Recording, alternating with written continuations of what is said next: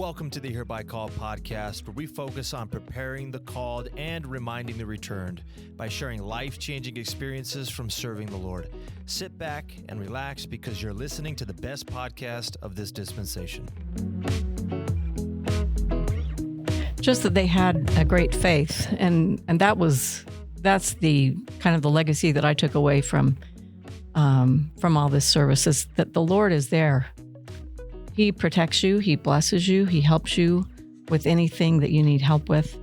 As long as you have faith and ask in faith, you're going to be blessed. Every missionary was an example of faith and diligence and perseverance. Sometimes they get discouraged. Mm-hmm. We'd have to talk to them and help them remember their purpose, but then they would all just get back on the horse and go back on out there. Welcome back to the Hereby Called podcast. I'm your host, Jordan, and sitting alongside me is my co-host and brother-in-law, Zach. Hello. We're excited. We've got the Rollies here with us. It's been like probably a couple months in the making of getting all the schedules lined up, so we're really excited to have you guys here. And the Rollies are our first mission president couple to be on the podcast. So what was the official name of the mission you served in? As mission president. Or served over. Yeah, because there's multiple, right? Multiple, yeah. So now they call us mission leaders because they want to be more inclusive. But I was mission president over the Indonesia Jakarta mission, and Robin was mission president companion. And then they transferred us and called us to serve over the Singapore, Malaysia mission. And so we were mission president companion over that. So we actually preside over 2 missions, 5 different countries. So it included a new country called Timor-Leste, dedicated by Elder Holland in 2015. And then when we were called to serve in Singapore, Malaysia, we had the country of Brunei, Singapore, and Malaysia. And that included East Malaysia and West Malaysia. So did your mission split and you got called to a new one, or did you get a phone call saying, oh, hey, we're going to switch you? Yeah, we got transferred. So basically transferred, released from one and called to the other one. Okay. So it's kind of cool. Back up though, when I was 19, I got called to the Southeast Asia mission. And it included Singapore, Malaysia, Indonesia, Brunei, Timor-Leste, all that area, Sri Lanka. So the mission president assignment was over that same area. Okay. So basically, we were returning home. My mission president lived in Singapore, and Robin and I ended up having our mission president office in Singapore. Oh, wow. On the same property. Oh, wow.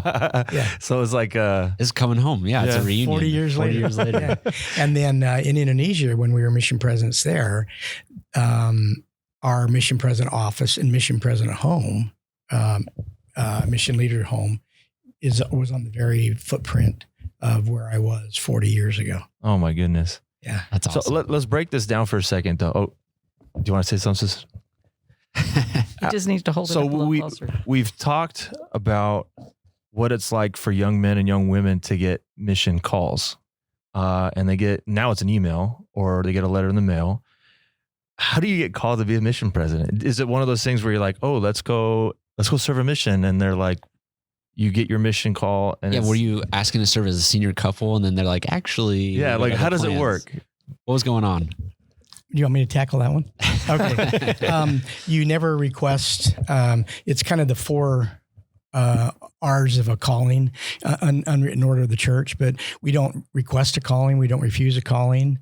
We don't retain a calling. It's really up to inspiration and the Lord. As mission president and companion, you don't apply.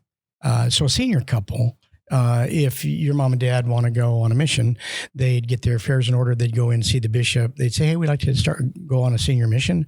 And the bishop would open a link now. Mm-hmm. And then they'd fill it out and do their medical and all of that. And then they'd have a final interview with the bishop, one with the stake president. You'd go to the missionary department. Your mom and dad would get a call.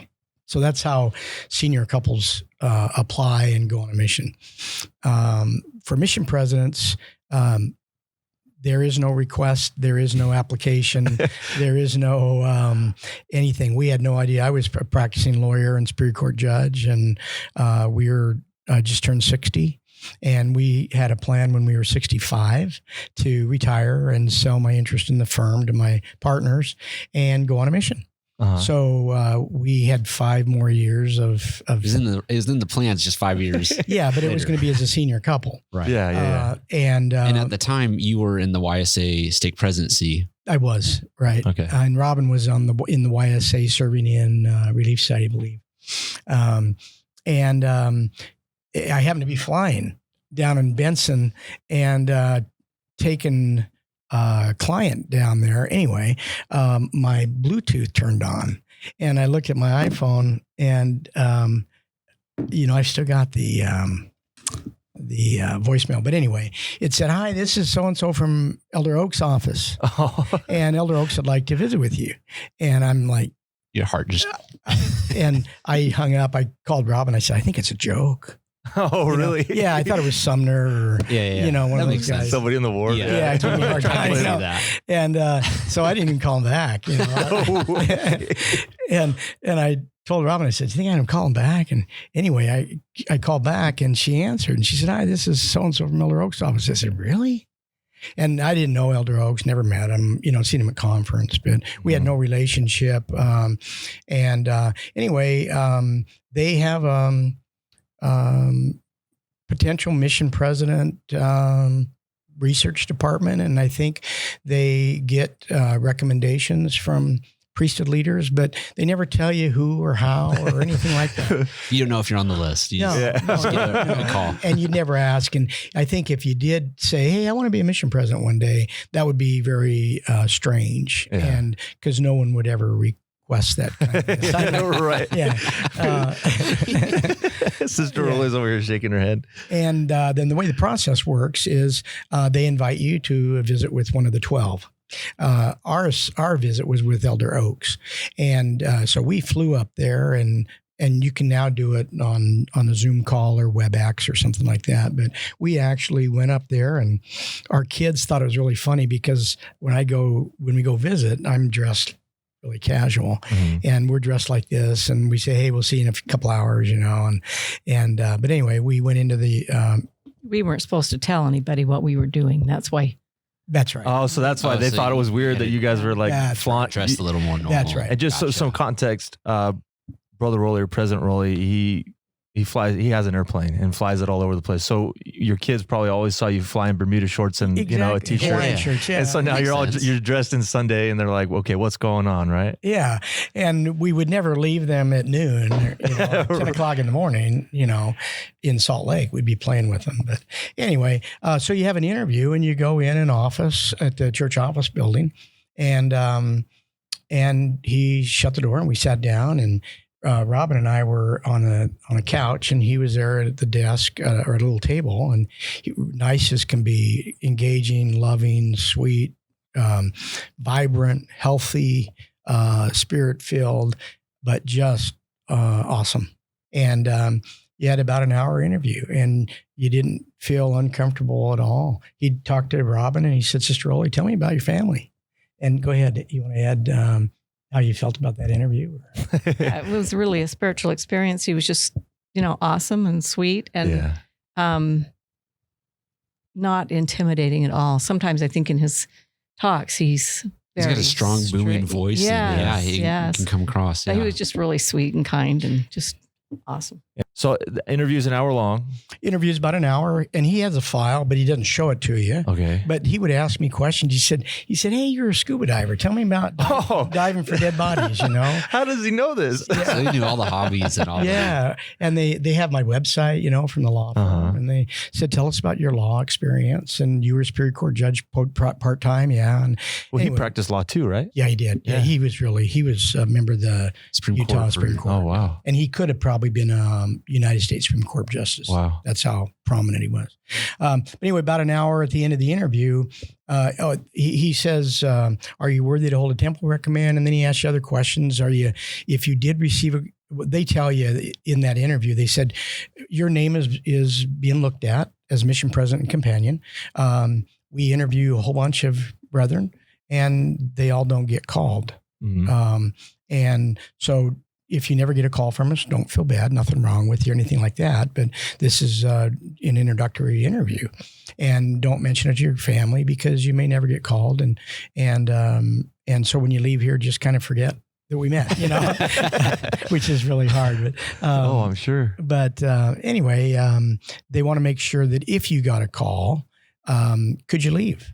Could you leave your family? So they wanted to know about my parents who had passed, her parents had passed, finances. Are you out of debt enough that you could go and leave your profession? And so anyway, really nice interview. And then at the end of the interview, he said, now let's see, what languages do you speak? And I said, well, I speak Spanish. And we talked about Mexico. And he said, but don't you speak some other language? And I said, well, yeah, I speak Indonesian. And he goes, anyway, so we left, and about, 6 weeks later, we got a call from President Eyring's office. Wow. And they said, President Eyring would like to meet with you on back then they used WebEx or it was a Video call. Yeah. And so we said, okay. And by then you kind of had a feeling that something was going on. And President Eyring was in his office. He came in, he sat down, and the day before they had a guy like you, two guys that would join with us on a video call at our house, all remotely. And they'd say, okay, now sit up and raise your computer and shut that window. And, Oh, really? yeah, they wanted the quality of the interview to be real. And so anyway, we did that. And so Sister Rolly and I sat down, and President Eyring comes in, and it was just like we're sitting, 5 feet apart. And he was really loving, engaging, sweet. I'd never met him before. And so the 12 do the interviewing. The recommendations are made to the quorum of the 12, and then the calls are made by the First Presidency. Oh, wow. And so President Eyring issued the call. And he had already received the recommendation, and they had approved our names. We didn't know that. And then he said, Brother Rowley, he said, let's get to it. And then he said, we'd like to call you to serve as mission president and in the Indonesia Jakarta mission. And Sister Rowley, we'd like to call you as mission president companion. And will you accept that call? And I looked at Robin and Sister Rowley, and I said, well, and what was your answer, Sister Rowley?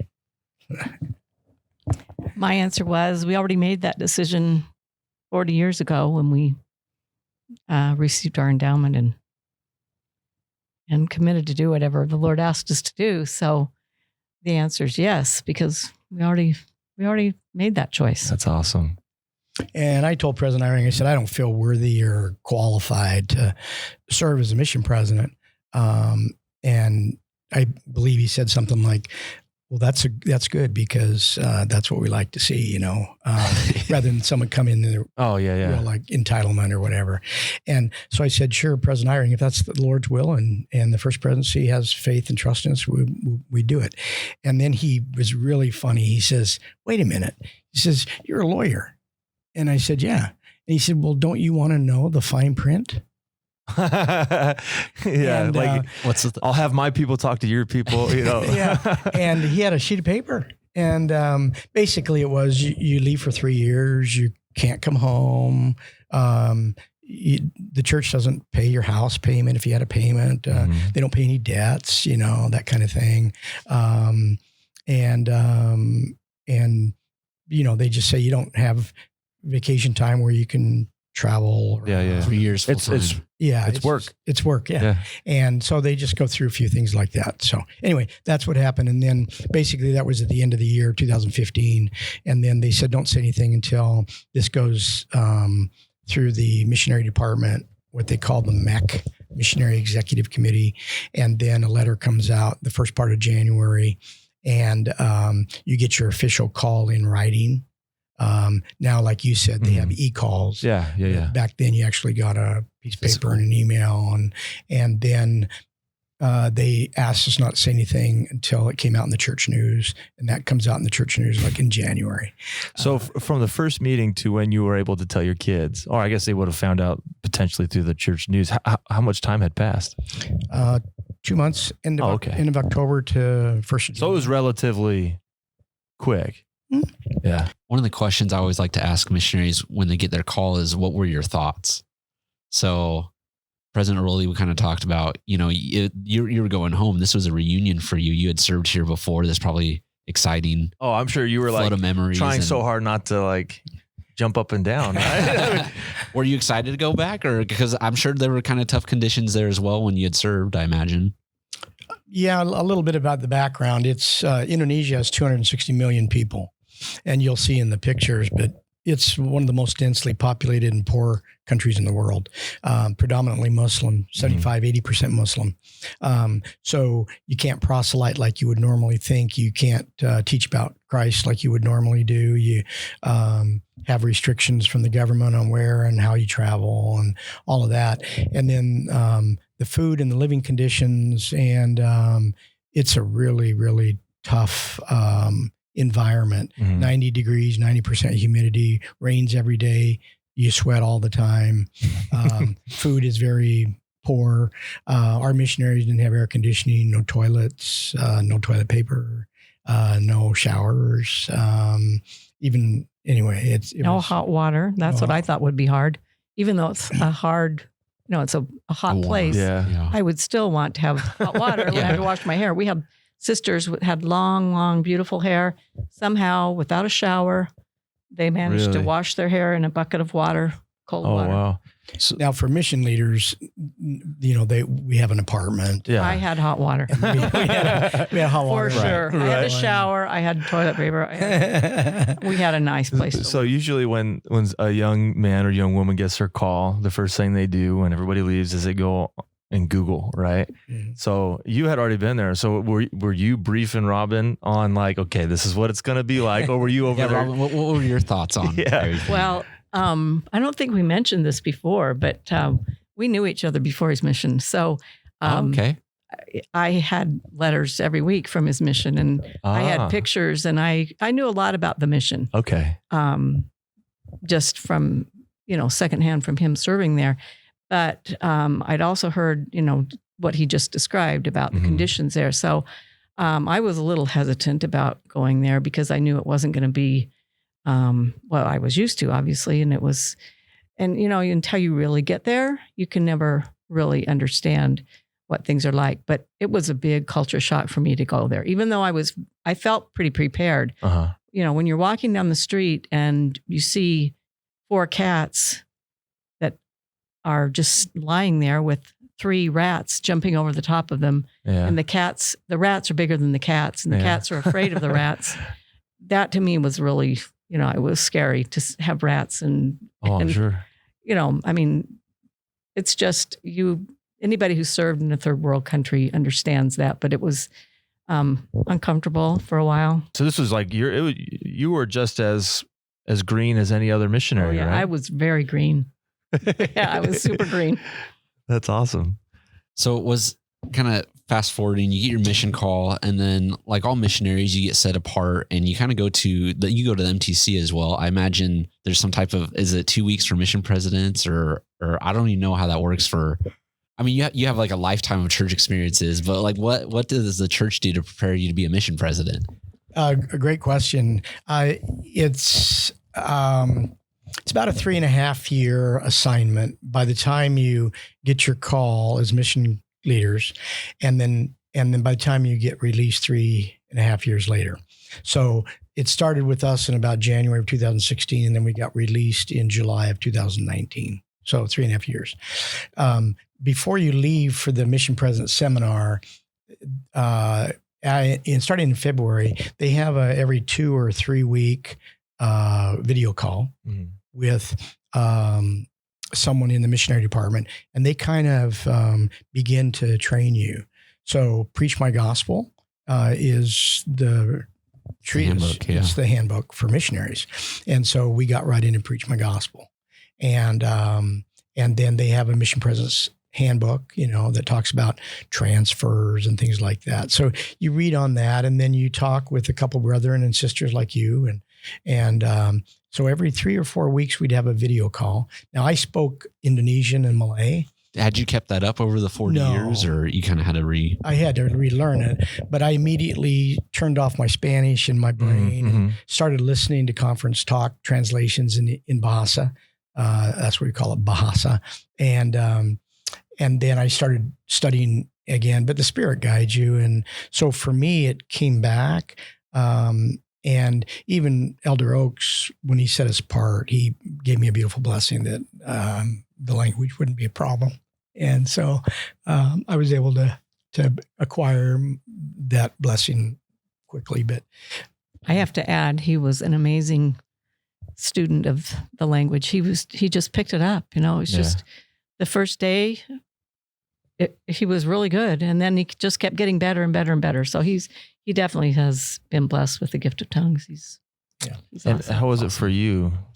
I didn't have that same blessing. Okay. Well, I it's obviously my mission president's wife, Sister Pickett. She learned Portuguese, but it was very English Portuguese, right? Yeah. I mean, so but you were called to learn it too, right? Well, they told me right when I was getting set apart, Elder Gong and Elder Oak said, you don't really need to worry about learning the language. You've got enough on your plate to take care of. Oh, okay. without putting pressure on yourself. And some senior couples in our mission did try and learn the language, and they did a great job. They're amazing. Okay. I learned enough that I could bear my testimony.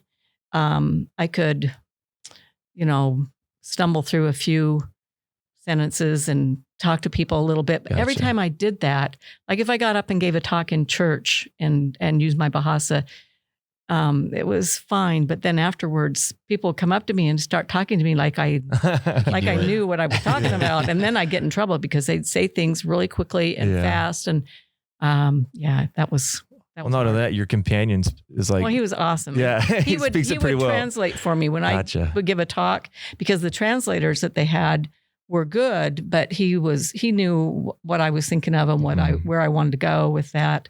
And so it was always better when my husband was the translator for my talks. We talked every week on, Oh, wow. I mean, that's one of the things you do. And sometimes several times during, a Sunday, there maybe if you're lucky, you got to go to 2 or 3 meetings in the same building or close by. And so we would always speak, and I didn't speak very long, but I had to have a lot of talks, ready to go and keep track of when I'd given which talk at which building. So I didn't repeat. But my husband was always the best translator. That's awesome. Now, sorry. Let me go back to the chronology. Yes. So during February, March, April, May, you're having every 3-week sessions for an hour.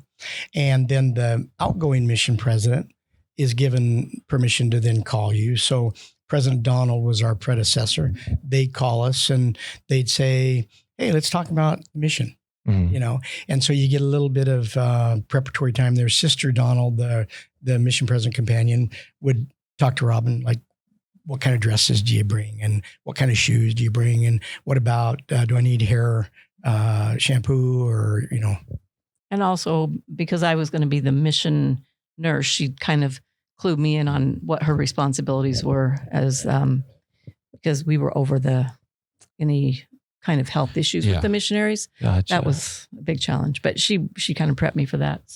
So for about 3 months, February, March, April, May, or March, April, May, June, you had maybe 4 or 5 hour-and-a-half sessions with the missionary department and 2 or 3 hour conferences with the outgoing mission president. And then you report to Salt Lake.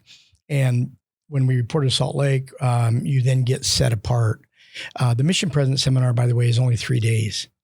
For senior couples, you're right, Jordan, it's 2 weeks or something like that. Gotcha. And you spend 1 week in Preach My Gospel and then 1 week in your specialty. And we might talk about that for senior couples, but like MLS, mission member leader support, or public affairs. Yeah. But 3 days. And so right before we went into the MTC in Provo, I got set apart in Elder Oaks' office by Elder Oaks. And Robin got set apart by Elder Gong. He was a member of the 70 at the time. And then you're set apart as full-time missionaries. And so we're full-time missionaries just like you were. Mm-hmm. The mission president, we receive priesthood keys. Okay. So you actually hold priesthood keys over all the missionary work in your assigned area and over the branches and the districts. So in Jakarta, for instance, there was a stake. And so I didn't hold priesthood keys for the stake presidency or the high council. So they manage it just like the church you see here. In Malaysia, we had 6 districts, no stakes, and 32 branches. And so I would do all of the callings for the district presidencies, the branch presidents, I would have to approve. I've got a list I can go over with you, but signing patriarchal blessing recommends if they were going to go out of the country. Stakes, branches, and districts don't have patriarchs. Anyway, you're given priesthood keys over all of that. Matters affecting membership worthiness in the church went to the stake president. To the mission president in a district. Gotcha. And so I handled those as well. So anyway, we got priesthood keys, and then we went 3 days, June 25th to 6th, 7th. And then we flew over to Asia. And when we landed, the mantle transfers. So this outgoing mission president was at the airport. He picked us up. He spent 3 hours with me and Robin. And he flew away. No way. It's just like See you Elisha later. and Elisha. The mantle comes down and you put it on and you're. Yeah. Wow. And I'd like to hear from Sister Roy how you felt when they left. You're like Abandoned. No, it was crazy. We both looked at each other and we were just like, whoa, what are we going to do? I just remember we looked at each other and walked back to our house and we were like, wow, it was just overwhelming to know that you were in charge of all those missionaries in that whole country. And it was just you. It was just him. He was the one. And believe me, we started getting calls right away. Oh, I'm sure. It was great. And and that's when you really first realize that the Lord has a hand in the work, because you couldn't possibly do what any mission leaders are called to do without the guidance of the Spirit and the Lord. You couldn't do it. And so we would just try to do our best. And like you said, there's not a lot of training for it. And Elder Oaks, I think Robin asked Elder Oaks about that, or maybe I said something, but he said, you've been training your whole life. You have children, you have grandchildren. You've served in multiple church callings. And so you've been preparing your whole life. So anyway, you just have to have faith that the Lord is there guiding us. And so we realized early on in the mission that this is way bigger than what we ever imagined. And you just tried to do your best. And then the Lord would make up the difference. Yeah. Yeah, I think grace definitely tends the missionary, and we're learning the mission president as well. Yeah. So one thing I wanted to talk about a little bit was, and Sister Lily, you did a fantastic job of documenting your guys' mission on Instagram, and I got to kind of follow along. And it's really cool to see you share experiences or stories of President Rowley going back and seeing some of the same people that you had taught or had served with 40 years earlier. Do you mind sharing maybe some of those people that you were able to reconnect with and kind of how that went? Because I think for me as a missionary, feel free to take a drink if you need to. For me as a missionary, I really worry, like, would the people even remember me, And you got to go back, and maybe they didn't, but I'm sure some did, obviously, because there's, pictures taken and memories preserved. Mm-hmm. Here's a picture, and I've shared the album with you. Yes. But that's the young Elder Rowley, and this is in Bandung, and this is in 1977. Wow. Good times. So 45 years ago. And I taught this family, and we baptized him them. The little boy is now 55, and he came up to us in a sacrament meeting, and he said, President Rowley, here is my mom and dad. And no way. Yeah, he had this picture. He gave it to us. Yeah. Oh my goodness. And that's a picture that he had, and he's now the Elders Quorum president. Wow. So that's an example of miracles and tender mercies, and that would happen to us all over the islands. There was also another neat experience. One of our missionaries, I think he was already serving when we came in, and he came up to us in his own conference and said, "You are the reason I'm here." And we're like, "What? What are you talking about?" And he said, "My mother was taught by someone that President Rowley taught." Oh, wow. So President Rowley taught this young lady, and she went on to become a missionary.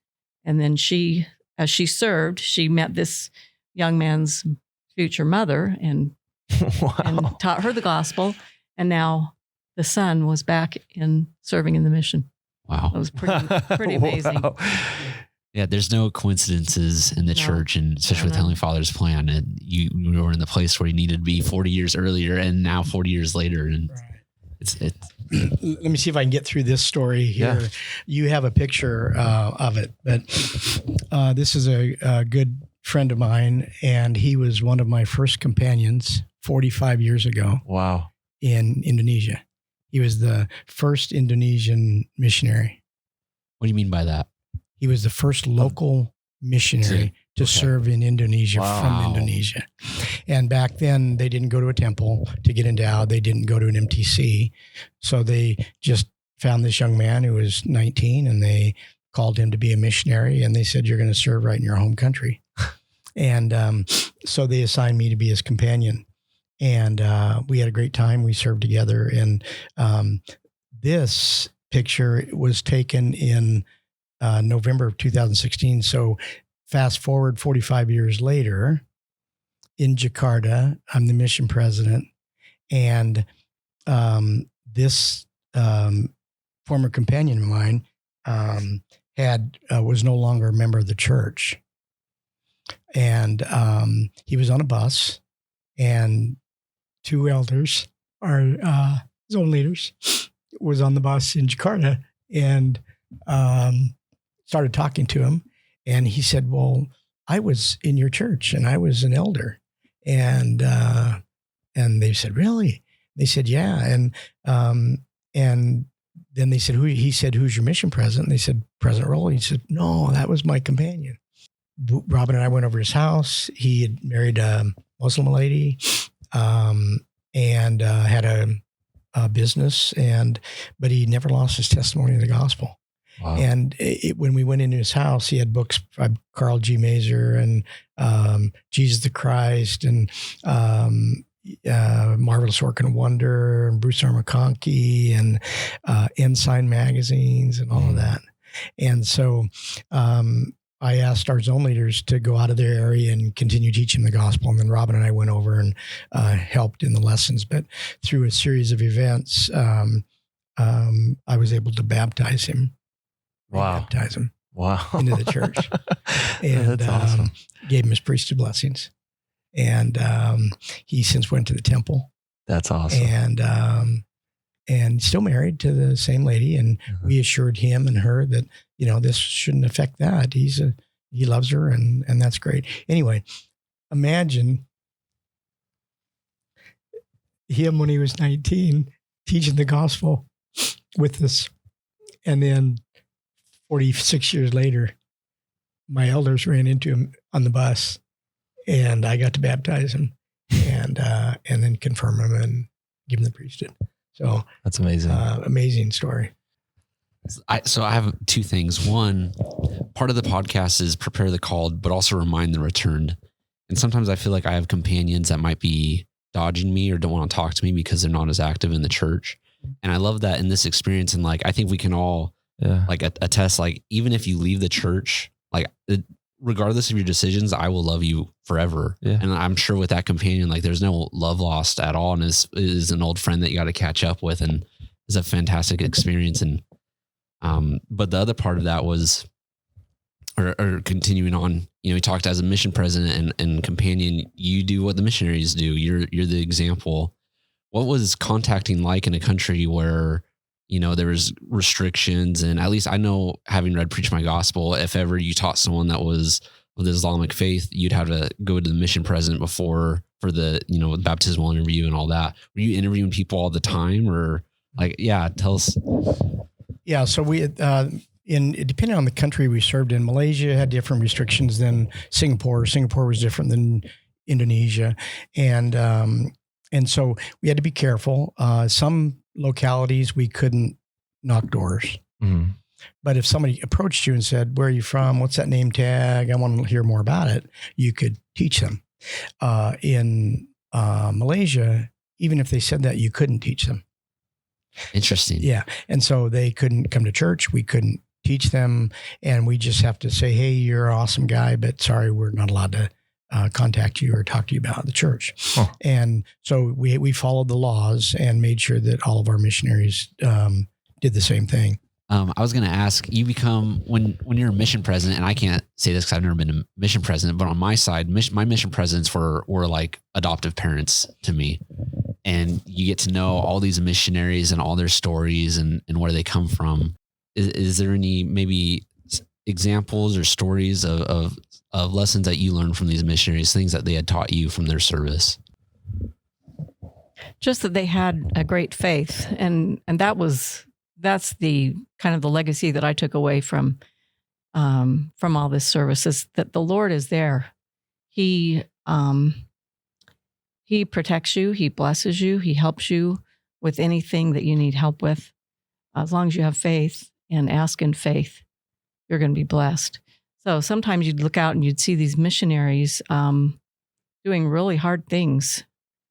And I would just wonder, how are they able to do this? It was a hot and sweaty place. I felt dehydrated all the time. And I would they have this stuff called Pocari Sweat. Is that what it was called? And it's like Gatorade, only a lot better than Gatorade. Anyway, you drink that stuff just to survive. And yet these missionaries are out there doing a lot harder things than I ever had to do. But they're just faithful and strong. So I couldn't point out one specific example, but every missionary was an example of faith and diligence and perseverance. Sometimes they get discouraged. Mm-hmm. We'd have to talk to them and help them remember their purpose. But then they would all just get back on the horse and go back on out there. I dealt a lot with people who were ill. And so I guess that would be one of the examples of faith, is just, even though, they were scared, they were away from home, they were really ill to be talking to me. They'd have to be pretty sick, and they'd have to go to these hospitals that were very scary, frankly. Sometimes I would just try to do anything to avoid sending them to the hospital, because that was not a great place to be. When you got that bad, the conditions were just not like we want or expect. So a lot of times I had to just rely on faith from Heavenly Father. I'd just pray while I'm talking to him, "Please help me know what to ask him or to tell him." And Heavenly Father always came through for me, and we got the right questions answered, and we got them the help they needed. We were fortunate that no one died while we were on our mission. That was my greatest fear, was that something would happen to one of our elders or sisters. We were blessed that didn't happen, but we had some that had really severe medical conditions that probably will affect them their whole life. Oh, wow. So it's scary. Oh, I'm sure. That's a big responsibility. Yeah. So I remember one time on my mission, the vibe just wasn't healthy. I don't know if it was because of Carnival. The whole country kind of shuts down. But I remember we had a zone conference, and Sister Pickett gave us all a number 1 or 2, and we went on either side of the culture hall and she put toilet paper in the middle, and we went and played dodgeball to kind of liven the situation up. What were some of the things that you guys did as an admission president that might have been a little bit different, but helped the morale of, because, these kids, they're far from home. They're sick. They're eating food that they've never eaten before. Speaking one of 5 languages. Yeah, one of 5 languages. What were some of the things that you guys would do, maybe activity wise or just, words of comfort that you give these kids?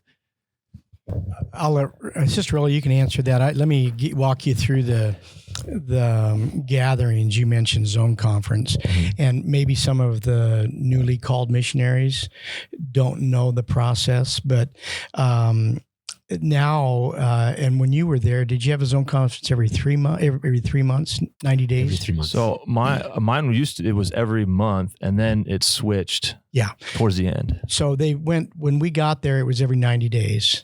And now it's every 6 weeks. Okay. So every transfer, you'd have a Zone Conference. And so you'd have zones, and we didn't bring all the missionaries together, but you would go out to them and meet with, the East Zone, the Central Zone, and the West Zone kind of a thing. And then in addition to the zone conferences, the missionaries in their district, so that's say 4 elders and 2 sisters, or 8 or 10 elders and sisters would meet once a week for a district meeting, right? You did that. And then Sister Rolly and I, every transfer, would go out to the missionaries, and then I would interview every missionary. And while I was interviewing every missionary, either during a zone conference or during a transfer, Sister Rolly would take care of any health issues, visit with the sisters on any of their sister issues, would visit with, would teach them. And so you'll see some pictures where Sister Rolly's teaching all the missionaries how to lead music, or how to sew up their pants that are torn, or how to put a button on. So we would try to use opportunities like that. And then the dodgeball example, we would usually do a sports activity where we do something just to, break it up a little bit. Break it up a little bit. And they look forward to that. And missionaries love to eat. Yeah. Yes. And Sister Rolly was always overseeing the food. And so when the missionaries came in, they ate very well. Lots of food and lots of dessert, and we didn't have a lot of weight problems in the mission because everybody's riding bikes and you're working so hard, and so we could feed them pretty good during that. We had donuts at every zone conference and every MLC. We always had donuts. That was our break food. Yeah. Tell them what MLC is. Oh, Mission Leadership Council. Gotcha. But we'd always have. That's what I remember about Indonesia is they loved donuts, and they would deliver them on a motorcycle stacked high. Order lots of donuts. So what is it? There's Bosa Donuts here in Arizona, and they're Indonesian. I don't know if you knew that. I can't remember is that right? I asked them once, and they said they're Indonesian. Do they just like donuts in Indonesia? They love I think it's because Dutch people settled there. Oh, that makes sense. And that's probably the influence is the Dutch and the. So every zone conference, or I don't know, what did you call it? MLC. You have just donuts. We always had donuts. We had avocado donuts. Yeah. We have. We didn't order the green tea donuts. They have a million different kinds of donuts. Goodness, I'm sure. Crazy. It's really crazy. A fun food example is Indonesia and Malaysia and Singapore, pretty much rice, chicken, that kind of thing, vegetables, tofu. But there's not a Subway in Indonesia or East or West Malaysia. Subway sandwich. Oh, okay. I was like, oh.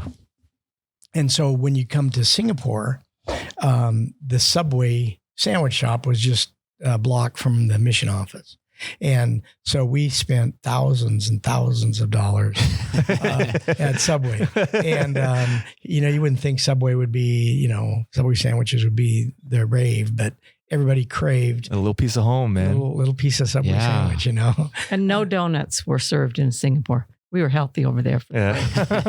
Yeah, they didn't ride bikes. So health is important. I wanted to get back, Jordan, to your question about friends that have come home from the mission and maybe lost their way a little bit. Yeah. And then tie that into your other question about missionaries receiving their calls. The process is when the young missionary meets with his bishop. If he, say he has some health issues and he works through that, he gets his immunizations, works through that, and gets called to Indonesia or to Singapore, or that call letter goes out, and then the missionary here accepts the call letter. More and more, we want Indonesians serving in Indonesia, and Singaporeans serving in Singapore, and Malaysians serving in Malaysia, Brazilians serving in Brazil. There's cross-pollination. So in both of our missions, in Indonesia, we had more because the local missionary force was more developed. But say you had 40 Indonesian locals serving in Indonesia and 65 foreign missionaries, foreign meaning Americans, US, Canadians, Germans, New Zealanders, Australians, right? But anyway, so when those calls are made, then the missionary gets a call. So you open your e-call and it says, dear brother Elder Carpenter, you're hereby called to serve in the Indonesia Jakarta mission, and you report on August 23rd. And when you got your call, it was in April. So May, June, July, August. So 3 or 4 months, right? The mission president, I would get an email from the church, and it said, here's 12 elders and sisters that have been assigned to your mission. 3 are assigned to speak this language. 7 are assigned to speak this language. 1 here. And so I'd pull up their information. So I'd see your picture.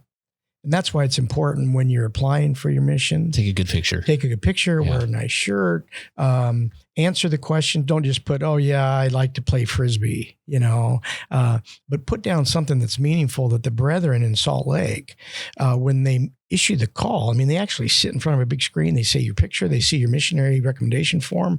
They're there with a member of the 70, and they're praying about it, and they receive inspiration. Oh, yeah, you need to go to Indonesia. You need to go to Malaysia. And then I get that. I get the whole form. File, yeah. Yeah, the file. So I know their parents. I know their their stake president, their bishop. I've got all that information. I know that they played sports in high school, or they were a straight A student, or a Sterling scholar, or got accepted to the Air Force Academy. You know all of that. And so 3 months before you get to me, I'm reading and praying and studying and trying to figure out, where am I going to put him?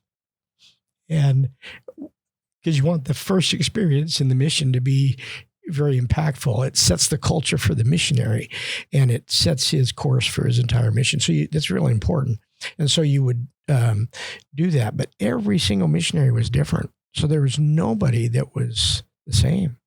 And so some were good leaders and some were not. Some were could look you in the eye, and some had difficulty with it. Some could speak coherently, and then some were very timid. Some they didn't speak the language well, and some did, and some were athletic, and some were kind of overweight. Anyway, everything you could imagine, they were different, and that's the Lord's plan, And so when you go on your mission, you'll be different than the other missionaries. But you have a common cause, and that's to invite others to come into Christ. And so we all work towards that end. And we're not trying to turn everybody into robot missionaries that all say the same thing and do the same thing. It's all led by the Lord and the Spirit. And convert baptisms are very important. One of our mottos, but one of our mission purposes was to teach repentance and baptize converts. But more important than convert baptisms, more important than reactivating less actives, more important than building the kingdom or establishing the church in an island in Indonesia. The most important was our missionaries. And that's the beauty of the missionary program is that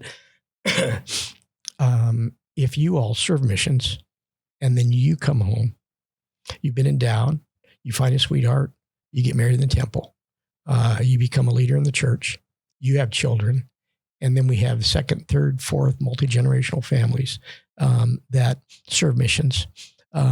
That's the miracle of missionary work. And if we continue to do that, as we continue to do that, it's the lifeblood of the church.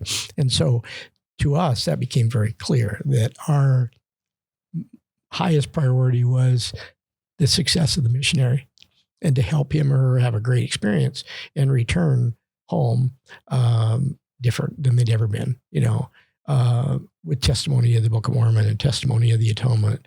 Today, Robin and I listened to a Zoom missionary that got home from his mission yesterday up in Logan, and he served with us.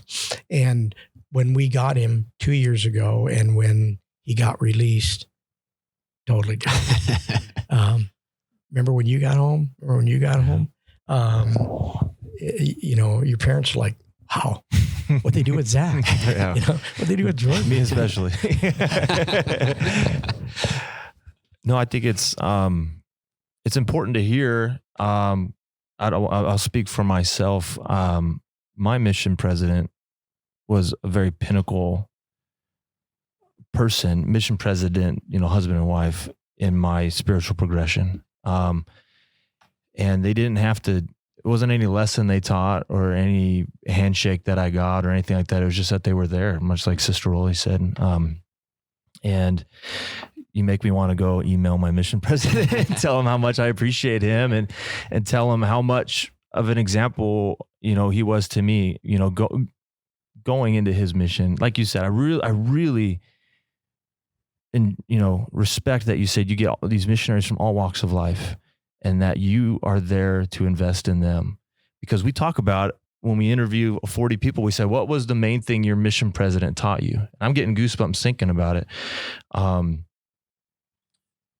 just have so much respect for you guys for saying that. And it means the world to me to hear that investment is being made, because that was what was made in me. And that's why I still have so much respect for the members of the church and have a testimony. It was because of my mission presidents solidified that for me. So I have the utmost respect for you guys. And I know, it had to have been the most challenging thing, but I'm sure it's one of the most rewarding things that you can ever have.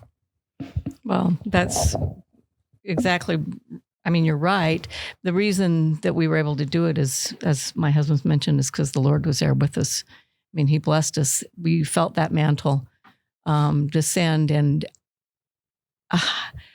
there are so many examples I could give you of when there was a lot of inspiration on my husband's part. Sometimes he would tell me, we had a situation come up and he would tell me what he was feeling. And I would say, oh, no, you shouldn't do that. Shouldn't do that. That's not right. This was early on in the mission. And then he said, no, I really feel like that's what I should do. And I'm like, okay, then whatever, but I wasn't 100% sure that was right. But every time I was wrong, and he'd received the inspiration. And when he took that course of action, it was the right one for that particular missionary or that situation. And I learned pretty fast to trust him.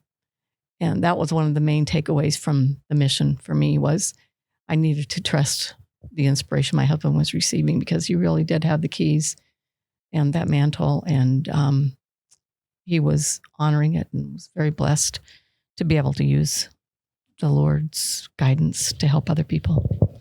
Well, and we're mission leaders, and the Sister Rolly carried equal load with the mission, and so we would share ideas, and we would talk about things. I would have her input all the time. Every meeting we had, whether it be a mission leadership council with your mission leaders or a zone conference or a district meeting, Robin would teach, she would train, She would give input.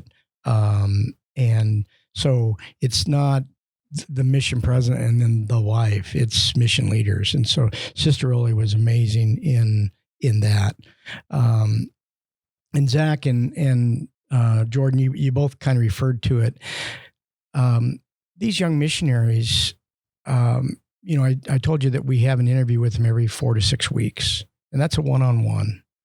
And it's, you shut the door, you visit with them, and occasionally the mission things come up, and they need to talk to their mission president about it. So they're not talking to their parents about it usually. They're probably not talking to their stake president because he's back in, Jordan, Utah, and here we're out in Indonesia, and so they're talking with their mission president. So we had some really serious talks. Sister missionaries, same things. They would have issues going on in their lives, and we'd have a one-on-one. We'd always have someone outside the door waiting for the next interview.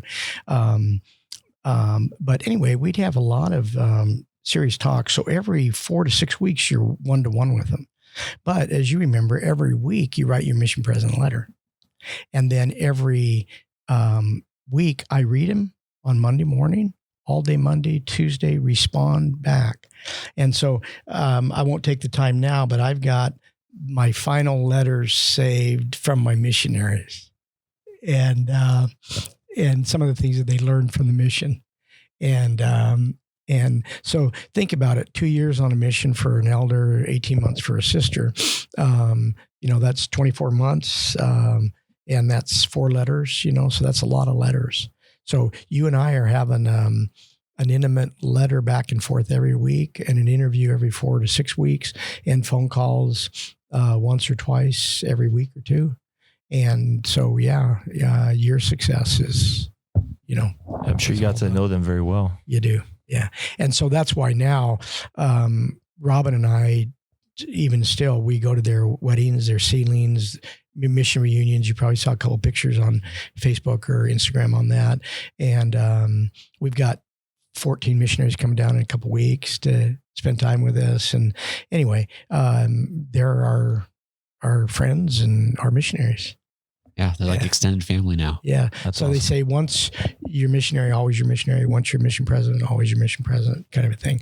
So now they've been home for a year or 2 or 3, and they'll call me and they'll say, hey, I'm thinking about going to law school, or I'm thinking about going to medical school, or I'm having issues about this girl I'm dating. And we have all the same kind of discussions that we had when we were in the mission field. So that's kind of cool. That's fun.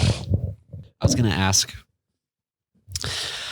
you got to serve you've been married. You celebrated your 40th anniversary on your mission. I saw that on the Instagram. Again, you did a great job of documenting. I really enjoyed looking at the I did at least for the first 18 months. Then I went out the window. Well, that's when we had our first kid, so I was busy too. Oh, okay.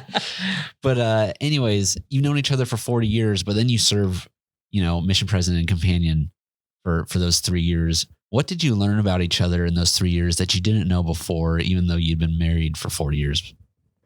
I learned how much my husband loves Indonesian food. He said the food wasn't that great, but he loves it. He loves the spicy stuff. He could eat it even in the dirtiest of places. It didn't bother him that things were dirty and filthy. I, on the other hand, could not do that. So, I learned that about him. What else? What did you learn about me? Don't make it too mushy or I'll cry. Robin was great. Let me show you here a map of our missions. And so this is like an eighth of the world that you're pointing at right now. It is. In fact, the Asia area, which we were assigned to, has half of the world's population. And members of the church are probably 0.0001. So this area of the world is just as culturally shocking as you can from the Mesa bubble. Right. And the missionary work to be done in the Asia area is... The field's white. The Asia area includes like India and Indonesia, Thailand, Vietnam, Cambodia, Burma, Hong Kong. Philippines are carved out now in a separate area. But it's growing crazy out there too. Really is. Yeah. So the white here is all of Indonesia. And even the island of Borneo is split in half, and Malaysia is one mission, and Borneo, Indonesia, is the other mission. But these islands, we have members all the way up here in Sulawesi and Manado. Up here in Sumatra, we have members up here in Medan. We go all the way up to Penang on the Thai border. We go all the way up here to Sabah in East Malaysia. Here we had 13 different sultans in Malaysia with 13 different governments, 13 different regulations. And Sister Rolly and I were either stationed in Singapore or in Jakarta. So imagine this, for 3 years, every Thursday you get on an airplane and you fly somewhere. And then every Sunday or Monday you get on an airplane and you return back to the mission office. And there's 52 weeks in a year. And so for 3 years, so that's 150 flights that Sister Rolly and I went on. So you'd go to an airport, 2 or 3 hours in a car to get to the airport, 2 or 3 hours at the airport. Then you get on an airplane, 2 or 3 hour flight. Then you go do your work, and then you come back. So what I learned from Sister Rolly is she's a pretty hardy traveler. And that reminded me, exhausting. what I just remember, I mean, this is a huge area. And when he said we'd get on the plane on Thursday, that's to go out and, meet the members and meet the missionaries, work with the members and missionaries. One thing I learned that I didn't know before, my husband walks extremely fast. I'm always trailing behind him with my carry-on, trying to catch up to him because he's in a hurry. Still walking He with the wants dumbbell and the. Yeah. He wants to get there and get started. He's just very excited and happy to serve. And he shows that by the way he walks. He doesn't like it when people walk slowly. It bothers him. Places to go. so 150 airplane flights, 300,000 miles. If you were to spread this over to where the end of Indonesia is, it's like going from California to New York. And then from And you're making that flight. geographically, I mean, that's how big. So you're spread doing that quite a bit. Huh? Yeah, it's a 3-hour flight from Jakarta up to It's 4 hours, to Manado. Manado. 4 hours from that right there is like to New York. This is Papua, which is even further. One thing we haven't asked yet. So as a mission president, you're not supposed to come back, but y'all have kids and life goes on. Grandkids are, I'm sure, born and, events happen. How was that for you guys as parents to kind of not necessarily be distant, but not be present in some of those situations? Yeah, it was really hard. We had one baby born right before we left, so we knew her for like 2 weeks. Then we had 3 others that were born while we were serving, and we weren't there for those births. It was hard. It was really hard. We were fortunate. All of our kids did come to visit us. Oh, okay. So they didn't bring all the grandkids, but we did get to see all the kids. So we felt really blessed that they would make that sacrifice. But that was the sacrifice for me, was to not be with our kids. The rest of it was hard, but the real sacrifice was not to be with your family. Thank goodness for FaceTime. Yeah. Yeah. Well, and like it says in the scriptures in D&C 31, open your mouths and invite others to come unto Christ, and your family shall live. And so we know that our family was blessed by our service, whether it be physically, mentally, spiritually, emotionally, but they were greatly blessed. And then we live on a schedule. And so you schedule, I think it was every Sunday night or Monday night, we'd have back then it was Skype or FaceTime call, but we'd have a call with the kids and they'd call Robin flat screen. I was flat grandma. Flat grandma. Oh yeah. Flat, and all of that. So, and their lives went on, but they really were blessed, and we were grateful that they were able to come out at least once and spend a few days with us too, and kind of see what the mission was like. And when they came out, they'd go out and teach. Oh wow. And they'd go to baptism, they'd go to zone conferences. That's awesome. And then, like, if you came out, I'd say, hey, Jordan and Kelsey, would you go ahead and teach about the doctrine of Christ for zone conference? Oh, that's awesome. And then they'd teach something about the restoration or something. Anyway, so that was fun. You put them to work. Live. Yeah. Yeah. So you had mentioned your grandkids, and we've been talking for a bit. Are there any stories or experiences that you want to share and you've shared a lot, but anything that's, that you kind of want recorded for them to be able to hold on to from your mission or something you learned, or that's a really so many. broad, big question. I have a whole section in the back of this one journal about things that happened in just blessings of the Lord. I called it the hand of the Lord. When the hand of the Lord was so evident in something, and I don't know how I could choose one of them to use, but I don't know. His hand was there all the time, though. I mean, whenever we needed help, we were blessed. Whenever a missionary needed help, they were blessed. Sometimes it took a little longer than others, but most of the time for me, it was instantaneous. I had to do a lot of computer work, and every time when I was on the computer, I mean, things just did not go smoothly over there. I mean, nothing went smoothly. And even computer stuff got messed up a lot of times. So whenever I had a problem, I would say a prayer. Suddenly, the answer would be there. So I know the Lord blessed me in that, because I couldn't have done it all without his help. Whenever a missionary needed help, like I said, with the medical stuff, the Lord blessed me to know what to help them with. So one thing you'd like to lead? Yes. We prayed for our kids every day, multiple times. They prayed for us, and we felt their prayers. And our grandkids prayed for us. We know that our grandkids will be blessed on their missions because their parents and their grandparents served. And even more than what sometimes you say, it's the example that you set.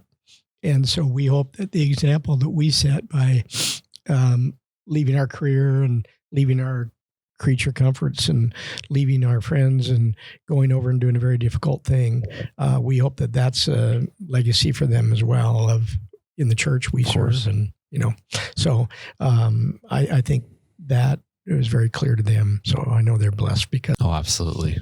Absolutely. Well, wrapping up, President Rowley, you've got, you sent me this text with a lot of, it says some keys to a successful life. And I can tell you've been thinking about this quite a bit. And I had kind of told you, what, I know your missionaries are going to be watching this. So kind of what words do you want to share with them? And I imagine this is probably a bit of it and just your thoughts and things that you want to pass on. Well, yes. So throughout the mission, we were taught by our Asia Area Presidency and by the 70s and the Quorum of the 12, we were taught to never pass up a teaching moment. We were also taught never to disregard a spiritual prompting or a spiritual nudging, as Elder Rasband said. And so when you felt something, and if we were in tune enough and you felt something, 9 times out of 10, that's from the Lord. And it's the Spirit guiding you. And I'm not sure where the quote was, but maybe 1 out of 10, the prophet Joseph Smith said, every once in a while, it's just your thought and not the Spirit. But most of the time as mission leaders, when you feel an impression, it's from the Lord. And so we would take those opportunities to always teach. And so we would always teach. And, if a missionary came into a meeting and he was slouching back a little bit, or he was daydreaming, or he fell asleep, or you'd look in the eyes and the Spirit would just say, I need to talk to Elder Carpenter. And you'd just walk up and say, Elder Carpenter, could I visit with you for a few minutes? And he'd like, oh, dang, how'd President know? And that wasn't me. That was the Lord saying, you need to reach out to him. And so we'd always teach. And so the missionaries would always, they loved their mission president. You loved your mission president.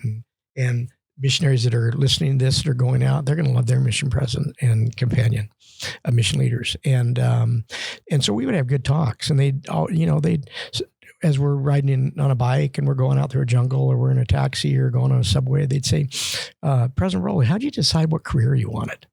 or how'd you decide how to marry Sister Ollie, So they all of those kinds of things.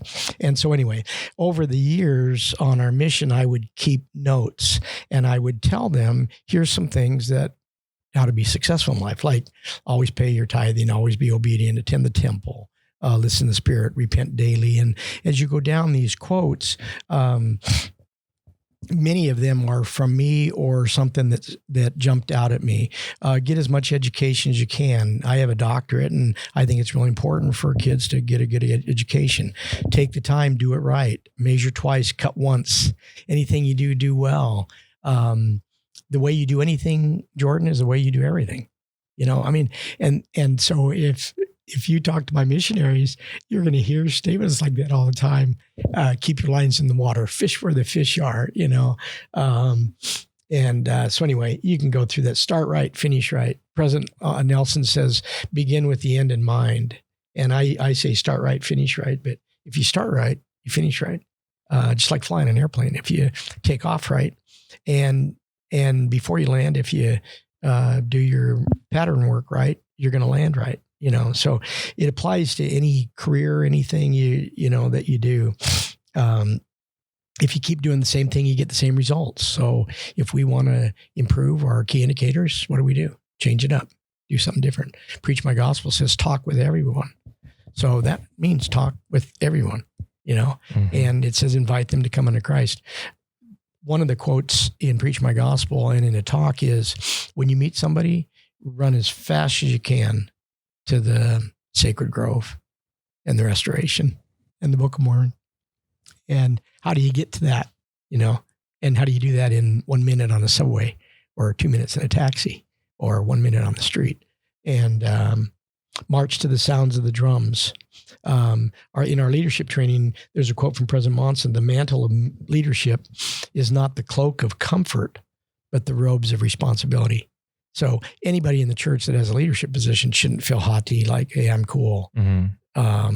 It's a huge responsibility, And so anyway. These are good. Yeah. These are all fantastic. I like this one. A mission is hard until you decide it's not. I feel like everybody goes through that at one time. Okay, I have to tell you the history of that. Oh, okay. Let's hear it. You may know Elder Wong. He spoke in our last conference. Sam Wong, and he was also a mission president, but he was in the Asia area presidency when we served, and he and his wife had come to Jakarta to teach on a mission tour or a visit, and his wife got up and she said, I was going through my son's things. He was a return missionary, and I was looking at his pictures with him, and I said, son, was your mission difficult? And he turned to her and said, a mission is difficult until you think it is not. And I think that was a very Chinese way of saying, you've got to be positive minded. But that quote from her son just stayed with me. And so I would share that all the time with the missionaries, because the places where they served were very difficult places. They were not easy places to serve physically and even sometimes emotionally because of just the stress of being in those environments. And so you just really had to have your head wrapped around and have a positive attitude. But that was from Elder Sam Wong's son. That's awesome. Awesome.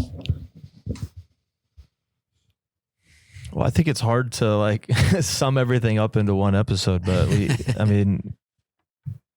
I can't thank you guys enough for coming on here and shedding, the aspect of a mission president.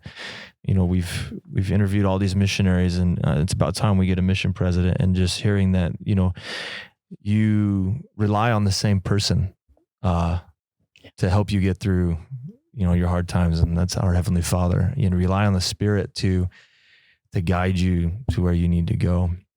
And I'm sure, just like anything I would tell any of my young men, there's no secret to a mission. I'm sure there's no secret to being a mission president, right? That's why your training was 3 days. They said, "Oh, you're worthy to hold the Spirit. The Spirit will let you figure it out." That's exactly right. Yeah. Well, wrapping up, would you mind sharing your testimonies? And if you don't mind sharing in Bahasa, if you can. Did I Or say it right? Spanish, or English. I know you. I've never heard you speak Indonesian, so that'd be kind of interesting Yeah, I think I can. for you to drink. All right, we'll It try. doesn't have to be Don't- too don't long. ask me to do that. You already said you I like didn't bring could, my right? cheat sheet, though. No, You I'm look just for it. teasing. I'm just teasing. Yeah, I'm happy to do it. Would you like to go first? Sure. Well, I just am so grateful for the opportunity we had to serve.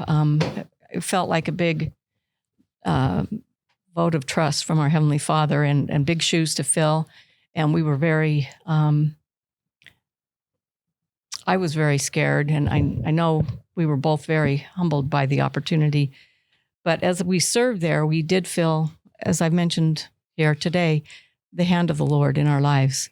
And I know beyond any shadow of doubt that He supported us and helped us, as well as our missionaries and also the people of the countries where we served, so that they could feel His Spirit, and so that they could join the gospel. One thing I learned over there was how wonderful the people are. They were so sweet and loving. The local people were just the most incredibly selfless people. They would do anything for the missionaries or for us. And that wonderful love that they shared is a manifestation of the love of Jesus Christ. So I felt His love every day through the people and through our missionaries. And I know the gospel's true. I know that Jesus Christ is our Savior, that we can repent and come unto Him, and that we can be guided and directed through the Spirit. If we do what our Heavenly Father asks us to do, the plan of salvation is real. And I'm so thankful for the prophet Joseph Smith and all he did to restore the gospel to the earth.